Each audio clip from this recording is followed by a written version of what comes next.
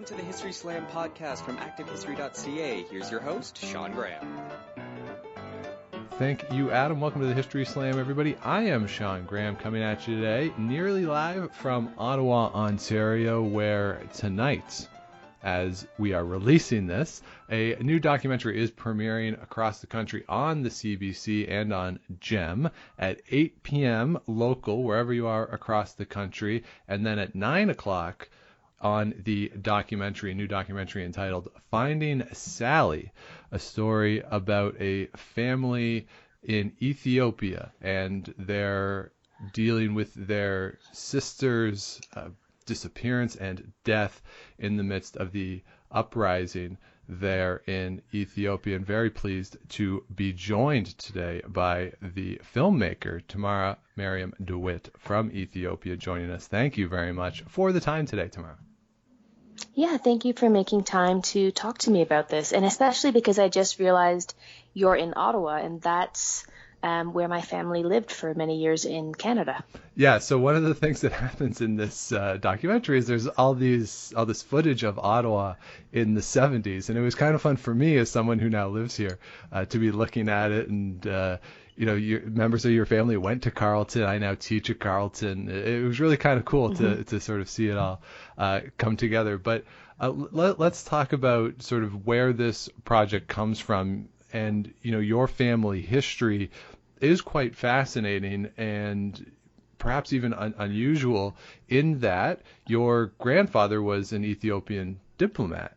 And so your family had the opportunity to travel around with him as he was off at different places, doing his role of representing Ethiopia. So, before we get into sort of the crux of the uprising and the film itself, how does your family and you as well, like how do you identify your heritage in that, your aunts in the film talk about, we're Ethiopian and our father was proudly Ethiopian, but, when they went back when they were young women, they talked about it being a vacation and having to have people sort of figure out what the local customs were at different times.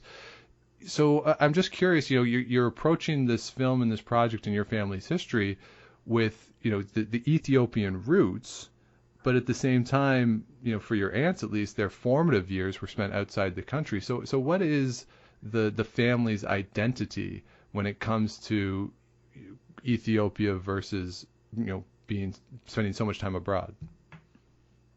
Yeah, I think for myself, I'm as much Ethiopian as I am Canadian.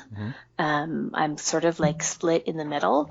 But I think for my aunts, they may challenge me, but I think that they identify for the most part first as being Ethiopian, and then the duality of being Canadian or American starts to come in because they did spend so much of their lives outside of Ethiopia. But I think it's really that my grandfather pushed into everyone this idea of you are Ethiopian.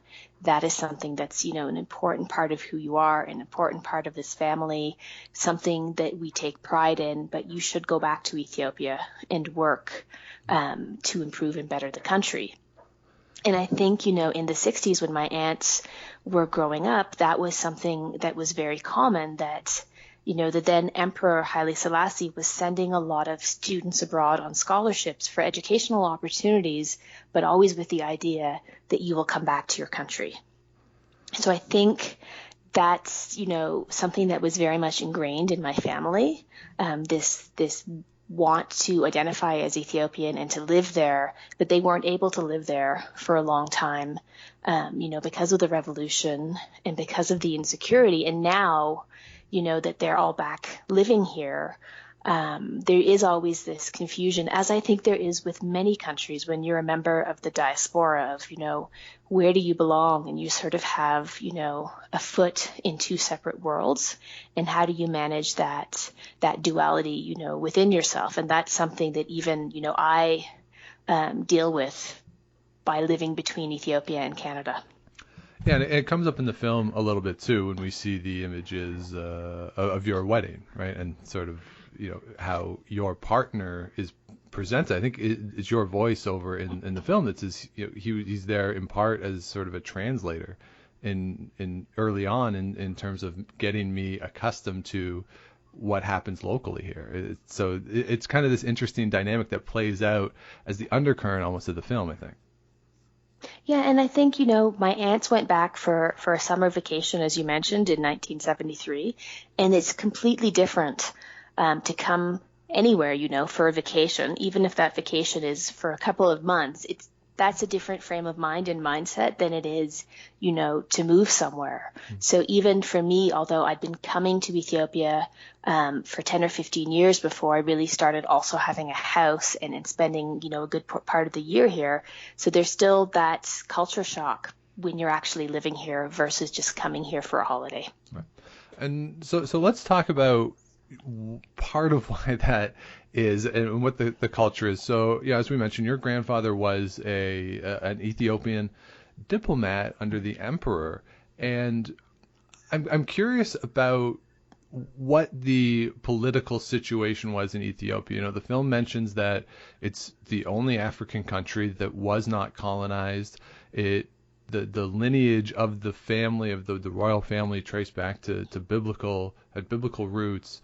And when your father, or your grandfather, was out working as a diplomat before the revolution started, what was the situation in Ethiopia domestically that, you mentioned the emperor would send people out hoping that they would come back, but in general, it seems as though what gets presented in the film is that there was great inequality within that structure.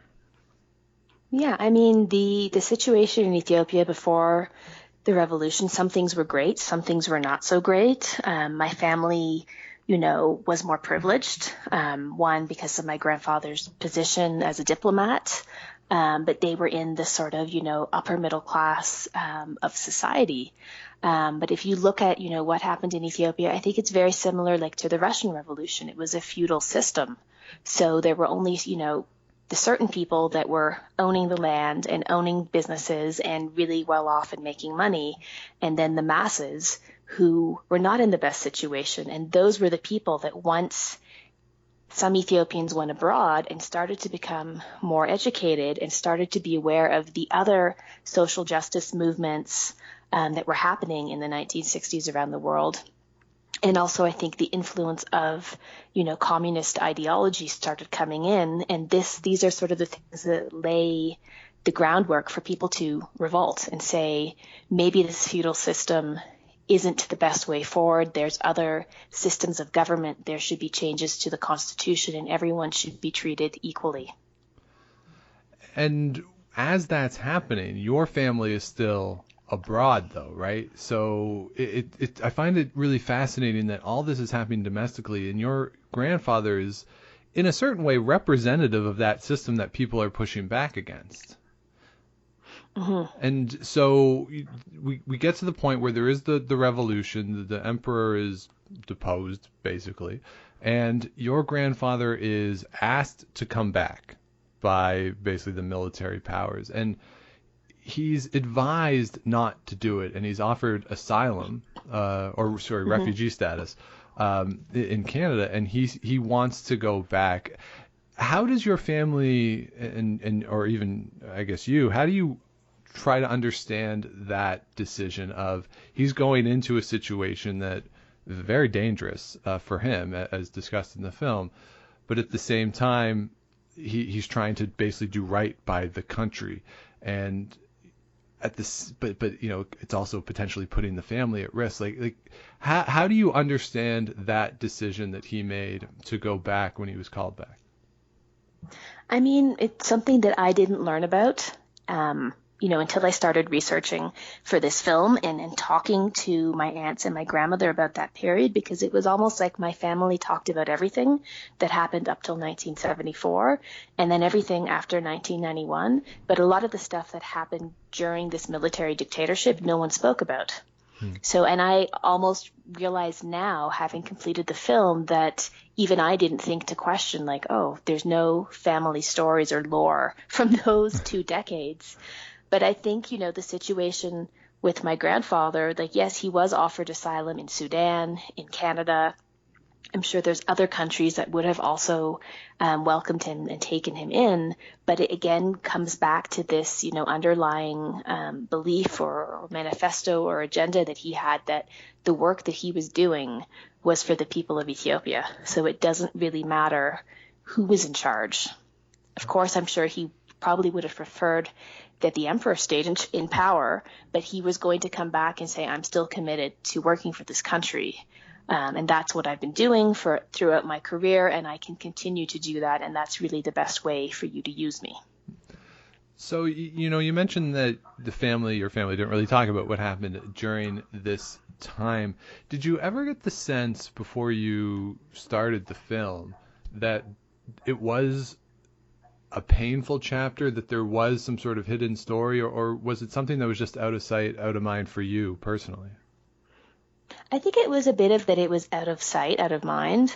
And I think it was also perhaps less exciting and less glamorous, because a lot of the stories that I would hear were, stories about like cocktail parties and outings and embassy life. And these are like the funny things I did when I was a teenager or when I was, a college student and we were having fun and exploring life. So I also maybe didn't question it as much, because then, after university, you become an adult, you start working, and maybe life becomes a little bit more serious, and you're focused on your marriage and your job and raising your children. So I think there's a bit of that, and I think now, obviously, I know it's because it was painful. Right. And I think that's why it was sort of not highlighted in the same way that other things were highlighted. So what prompted then the interest in this period, and then which ultimately, of course, leads to the film? What triggered that for you to want to investigate this? I've always been really interested in history. I've always been interested in studying, things to do like the Holocaust, what happened in Cambodia, what happened in Indonesia or Rwanda. I've sort of been drawn to looking at like what drives and what is behind these sort of mass human rights atrocities and genocides. So I knew that something had happened in Ethiopia, and I was always interested in reading about that and making some sort of research study or piece of content about it. But I never really thought about it as a film until I found out that I had another aunt that no one had mentioned to me in my family. And that was really the catalyst for me to find out that this period had actually impacted my family. And that was what then made me realize this can be a film, because I think it's much easier for people to learn about, a period in history through one person's story. Yeah, I completely agree. And we were talking before we started to record that, the work I do with students in the First World War, you can give a big number and say this number of people died.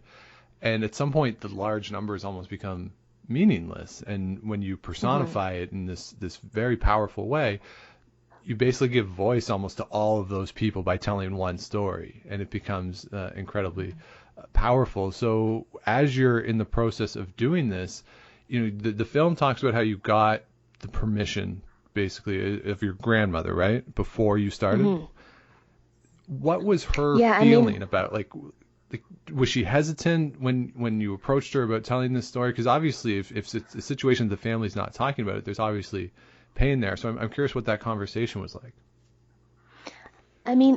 Every time I've talked to my grandmother about Saudi or about this period, she would start crying.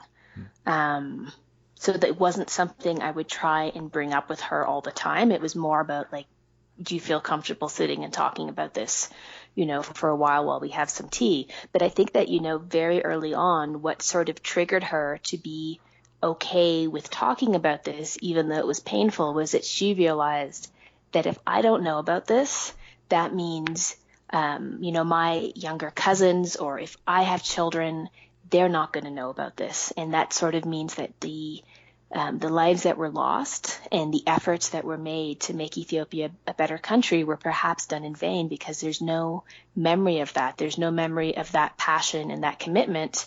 And she sort of said to me that she felt that passion and fire to change the country, she wasn't seeing it.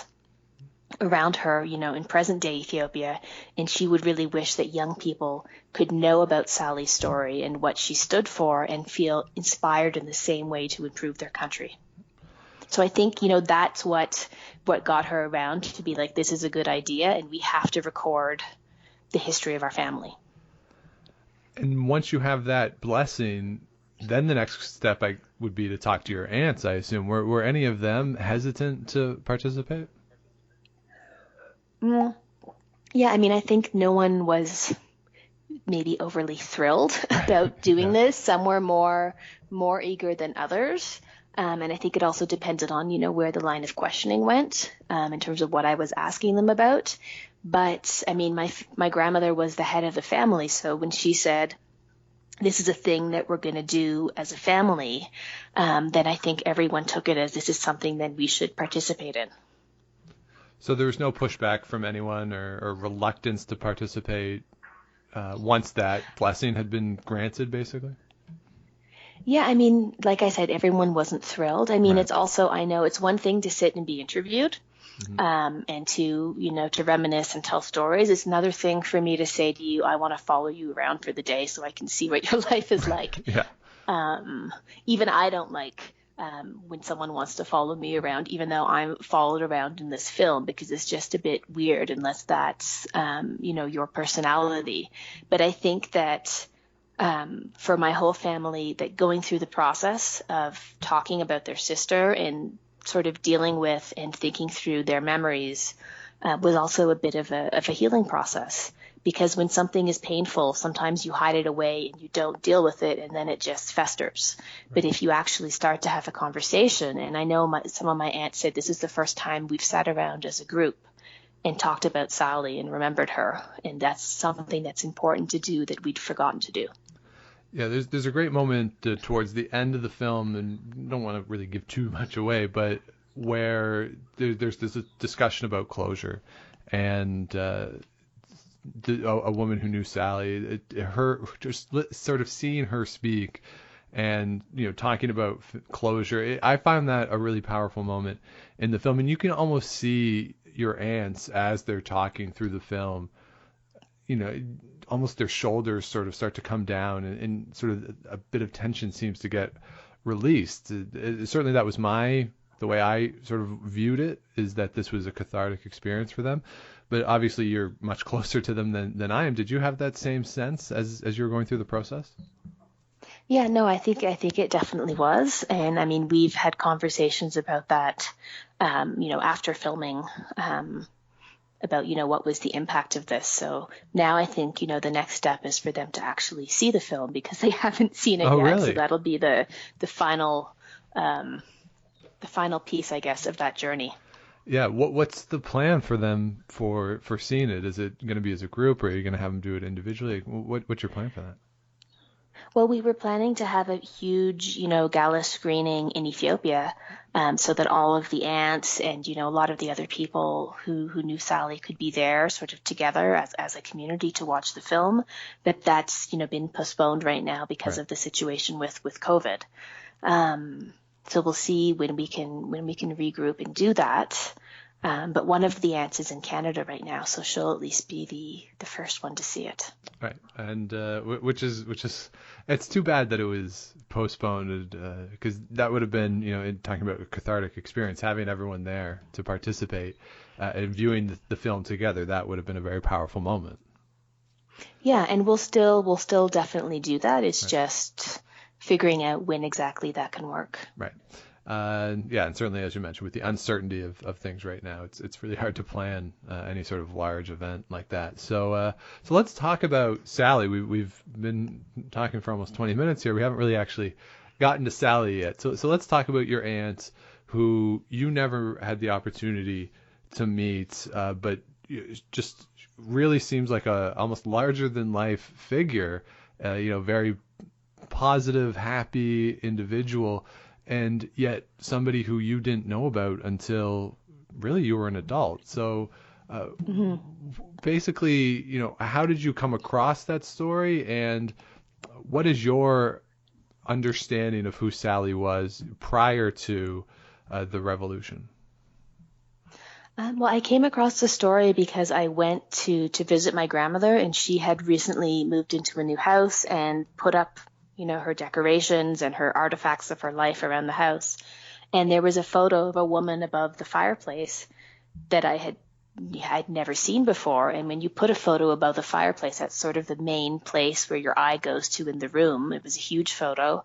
And that was Sally. And for whatever reason, my grandmother had decided to display her photo. And at that time, a lot of my aunts didn't have her photos up in the house. So that's also why I had never, really realized that she existed. And that's sort of what triggered this investigation into who was Sally, what was she about, what happened to her, and what is the connection between her and why the family doesn't talk about it. So she gets, we mentioned the vacation that the sisters, your aunts, all took back to Ethiopia in 74, 3? In the summer of 1973. In the summer of 1973, and this is in the midst of this sort of student uprising and young people sort of coming in and sort of pushing back against the emperor. And Sally becomes really involved in this movement, and part of it seems to be attributed to the man who she married, but also it seems like there was just a genuine passion that she had for helping people that she felt had been wronged by the government. And it strikes me that the connection between your grandfather and Sally, in terms of the principles for which they stand or stood, were deeply interconnected, even if she was critical of the government of which she was a part. Yeah, I mean, I think they both were in support of or after, a better Ethiopia, but they both had, a fundamentally different idea of how do you achieve that? Because, right. I mean, Sally ultimately becomes a communist, which would be completely opposed to sort of everything that her father stood for and represented. But I think, for me, the thing I found most interesting in talking to my aunts and Sally's comrades about who was Sally and why did she do the things she did is that almost everyone has a different version. And it's, probably the version that now reflecting 40 years in the future that you're comfortable with. And that's the way you're comfortable with remembering your sister, your daughter, your friend. So with that in mind, I mean, it's hard to say concretely what were the things that drove Sally. But for me, what I find by putting together all the pieces from everyone was that she did want to help people. And she did believe that many things were unjust in the way Ethiopia was being governed, and that there were better potentials in terms of, especially, I think, with her group, the Ethiopian People's Revolutionary Party. A thing that I found really interesting is that they really looked at equality. And when these communist groups come into Ethiopia is a time when you also see women's rights start to be elevated, because the communists have this idea that we should put women on the same level as men. And that wasn't, as discussed before. And also the idea of, regardless of your ethnicity or your class in society, everyone should be treated and seen as being the same. And that's something that I think is really missing from Ethiopia today. So for me, that's something I was like, oh, there's a few ideas that they had that I think we should think about how we can return to. But why was that so feared then by the people who were in power, that the military leadership, these ideas of, as you say, equality, and certainly there were definitely leftist ideas, communist ideas, but they were so feared by these individuals that essentially it became legal to murder them?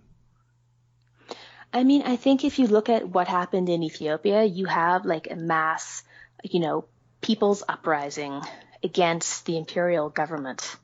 And then you have the military that just sort of swept in and removed the emperor. Mm-hmm. And the idea initially was that this is just, a temporary transitional government. And then, the military is just here for a bit, and then we'll transition to something that the people would vote for. But that never happened. And I think if you look at a lot of countries that had, communist aspirations or uprisings, how often did it actually turn out perfectly? And I think, the military and the people who were in power, and the person who eventually took over, which was Mengistu Haile Mariam, I think that, power is very tempting, and they didn't want to give up their control. And I feel that while there were some communist ideologies picked up by the military government, I find that a lot of that was just so that they could be friends with Russia. Because if you look at what happened in Ethiopia, Ethiopia was very close to the United States before the revolution, and after the revolution aligned with Russia.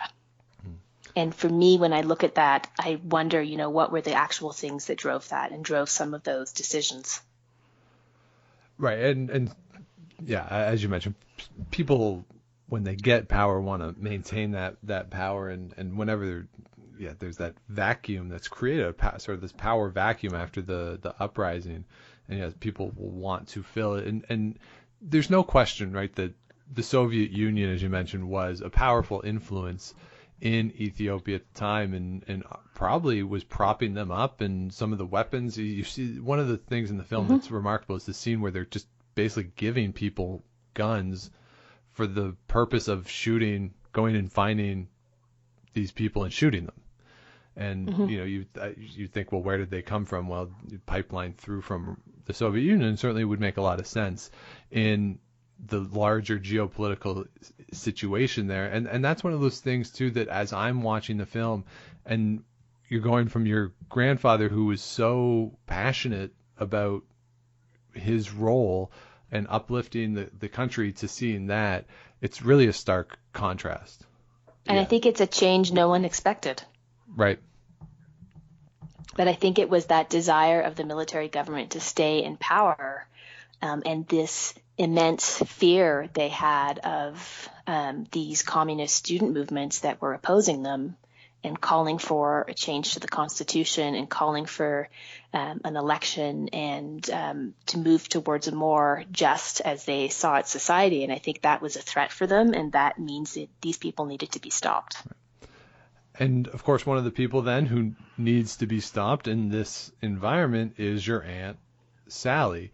And I'm curious, there's the stories that your aunts tell. There's this, stories from the people who knew her at the time. Was it difficult, though, to track her movement and her life once she goes into hiding? It was definitely difficult for my family because she cut off contact with most of them. There's some of them that would get, periodically letters, short updates or short requests from her to receive materials. But for the most part, they didn't see her once she went underground. So that also meant for me to research her life. And for the film, I had to find the other people who were with her on the underground in order to be able to understand what she had been up to.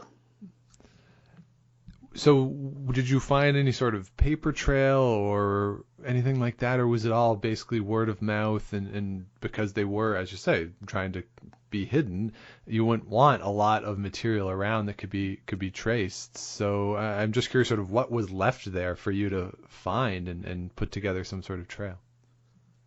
Yeah, it was completely all through tracking down people who knew her, people who were in the movement with her, and getting memories and stories from them. Because, of course, exactly as you said, no one would have kept papers or documents because it wouldn't have been safe to have been found with those sorts of things.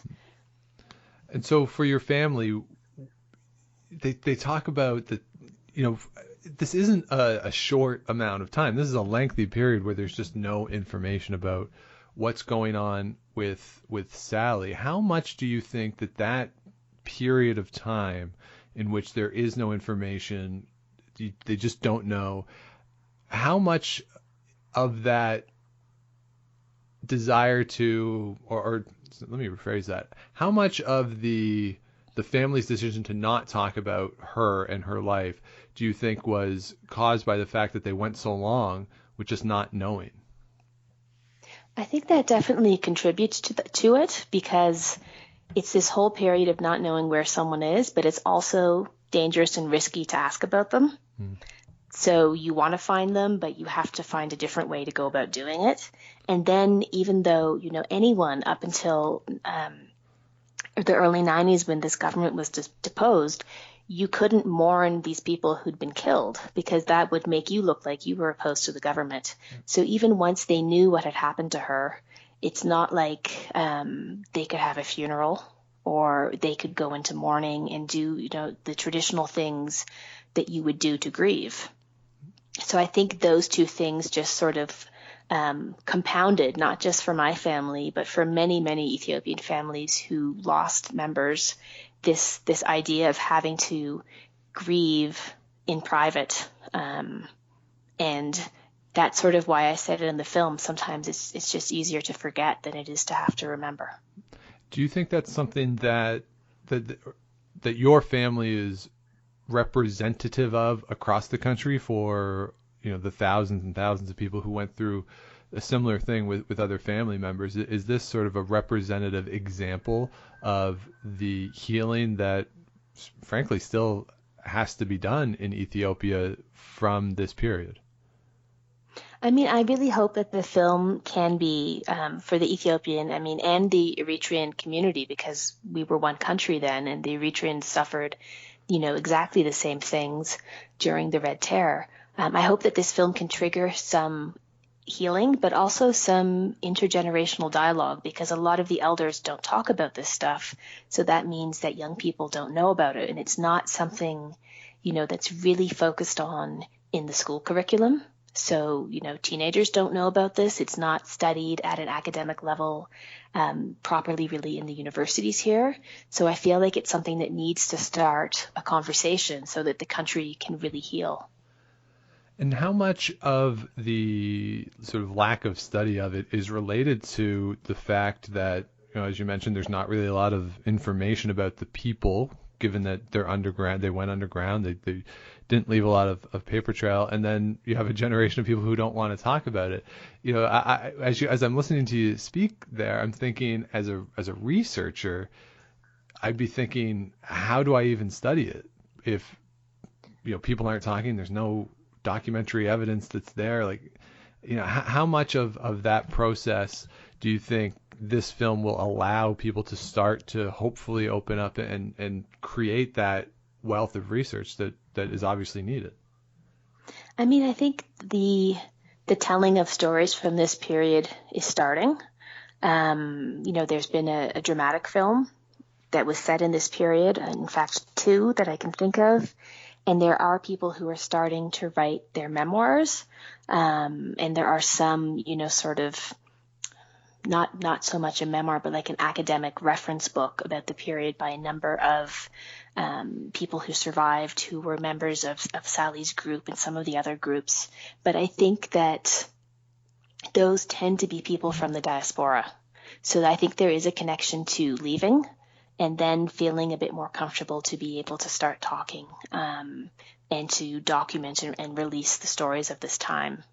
But there are archives also. Like I found a lot of archives in the Library of Congress in the States.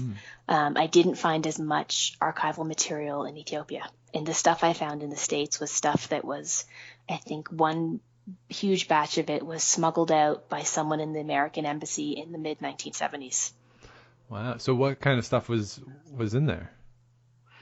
It was a lot of student newsletters and posters and signs, and they even had some of the signs that the military government would display on the bodies of someone that they had shot, sort of indicating that this person was opposed to the government or this person is a victim of the Red Terror.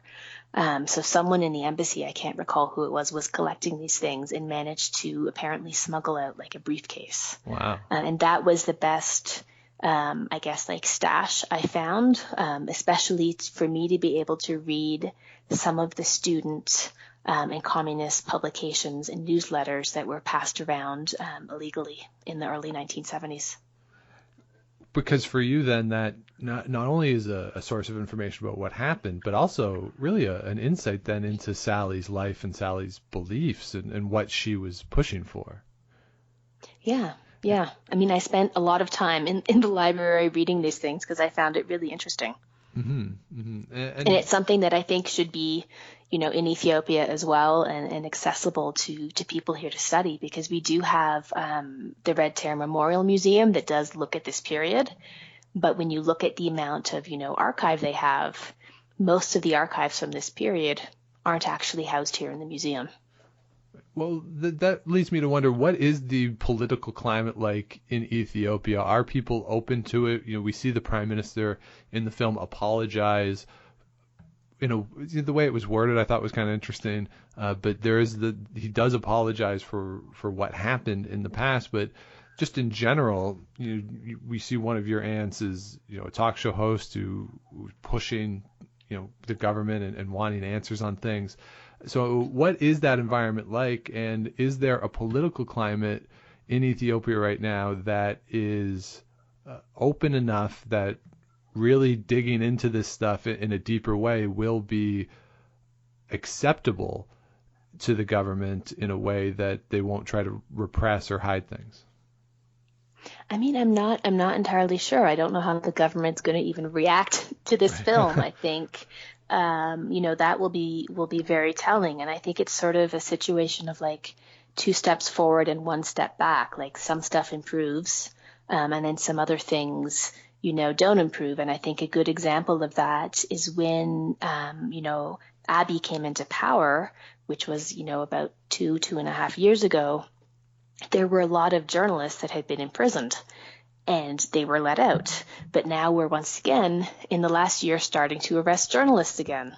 So it makes me wonder about what is really happening. But I think, outside of what the government is doing and what the government decides to permit, I think it's also much more within the people and within the conversations that the people decide to have within the confines of their homes and with their friends when they're in cafes, versus the things that we may do, through mass rallies and talk about on TV talk shows. There's still that, dialogue that can take place within families. And as the film obviously demonstrates, that is a very powerful experience on its own. And empowering people in that sense can filter up. As more people feel empowered in the home, in this sort of small numbers, that can spread across the country, and more people can feel empowered to talk about it. And we see sort of the family, your family, you're there, of course, at the end, sort of this beautiful moment, basically where you found when you found Sally. And sort of the culmination of this journey. And I'm curious for you and your family, that moment at where sort of all this comes to a head at the end. How can you describe that moment for people who will see it when they watch this documentary? What was that moment for you and your family like? I mean, I think it was sort of, on the one sense, for those people who weren't that thrilled to be filmed, like the relief. This is our last day together doing this. But I think it was also, it was a time of like huge change in Ethiopia. People had been protesting all over the country for a number of years. And, the prime minister actually stepped down in the middle of when we were shooting. So it was a time, I think, to reflect on not just what happened to Sally and how do we feel about that, but also what has just happened to our country and what is the potential for the future of the country. Do you think that story, or how does that story resonate now for Canadians, right? This is going to be shown across the country on CBC tonight as we release this, and the documentary channel, as we said.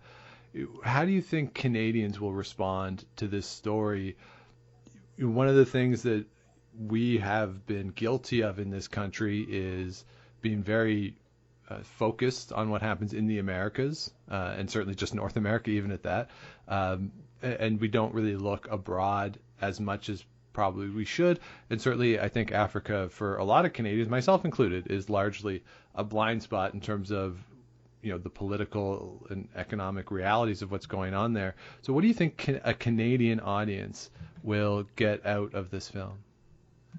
Well, I think there's 2 things. I think, one way of looking at the film is that this is just a film about a family, that had a painful experience, and it's about how you deal with pain and how you deal with trauma. And you can look at the film completely through that lens and forget about the fact that it has anything to do with Ethiopia. And then on the other hand, I think you can look at it and say, there's a lot of Ethiopians that live in Canada, and I find that Canadians tend to not have that much of a point of context or reference to why did all these Ethiopians migrate and immigrate or apply for asylum in Canada and come to live here. And these are people that are our neighbors and our coworkers and our friends. And I think this is also an opportunity to understand a bit more than what we get through, the mass media about Ethiopia. And I think even many of my friends in Canada, the only thing they know about Ethiopia is about the famine. But I think there's so much more to the contemporary history of the country, and that also helps explain, a lot of the baggage and the imported trauma that Ethiopians had when they came to live in Canada. I think you're absolutely right. And especially when we're talking about things like trauma, when family to family, when stories aren't passed, generation to generation, as was the case with Sally for a long time, for people who are not familiar with the stories of, as you say, we lots of people from Ethiopia, of Ethiopian origin in Canada, but if they're not talking, generationally about their stories, they don't really filter out and, culturally across Canada with neighbors, coworkers, whatever it is, we don't hear those stories either, right? So having this opportunity to, just an insight into your family's story, which is an insight into a larger Ethiopian story, I think it's a really powerful moment, and something that, when I was watching it, I was really moved by the various layers that went into that. And I was very appreciative, not only of you, but your entire family of being so open and willing to tell this story that obviously still carries some pain and some trauma for them. So I think it was a really powerful film, and I said this before we recorded, but I want to say it on the show too. Just congratulations to you, and thanks to you and your family for being so open about telling this story. No, and thank you for taking so much time to talk to me. And even, for me in talking to you, I get to think about these issues even more and process them further. Well, I'm happy that we could set this up. It's not every day that, we do podcasts where we're what, I don't know, 10,000 miles away? How far are we away from each other right now? It's cool that we can do this. Yes, definitely. Yes. So again, the documentary Finding Sally, it premieres as we're releasing this April 30th tonight on CBC and GEM at 8 o'clock across the country, on the documentary channel at 9 o'clock. If you go to Activehistory.ca, we'll have a link to the trailer of the film. Certainly encourage everybody to watch it. You can go find more information on the film on Facebook and Twitter at Finding Sally Doc, and Instagram at Finding Sally _doc. And Tamara, where else can people find it? Do you have any information? Is CBC going to post this once it's aired, do you know? Well, I know that the film will be available on GEM for 3 or 4 weeks after April the 30th, so most of the month of May. And then I would say for people who want perhaps a bit of a deeper historical dive into the film, there'll be more information also on the website, and that is findingsally.com. Perfect. And where can people find you and some of the other work that you've done in your filmmaking career? Because when they sent me your bio, a lot of really good stuff there. And actually something that I had seen before on Bravo that you were involved with, that I was like, oh, I remember that. Yeah, I made a film a few years ago actually with my aunts, and that was, a test to see if they were going to be willing subjects to film with. Yes. And so that's actually on YouTube, and it's called Grandma Knows Best, but I can be found on any platform with the my company name, which is Gobez Media, which is GOBEZ Media. Terrific, and definitely encourage everybody to check it out. And yeah, that Grandma Knows Best is pretty cool. And when it came up in the bio, I was like, oh yeah, Like, that was great. So I really appreciate you taking the time. Congratulations on the film, and stay safe over there with everything going on with COVID, and hopefully there can be a big party / watch event with everybody together in the not too distant future. So Tamara, thank you so much for the time today. Yes, thank you so much. If you have any questions or comments for the show, you can find us at historyslam@gmail.com. I am at Dr. Shawnee Fever on Twitter. If you have not yet, please do subscribe to the show on Google Play, on Apple Podcasts, wherever you get your show. Give us the likes, ratings, all that fun stuff to keep the show going. And we'll be back in a couple weeks with a new episode. But until then, if you're out and you see Enrico Palazzo, please say hi for me.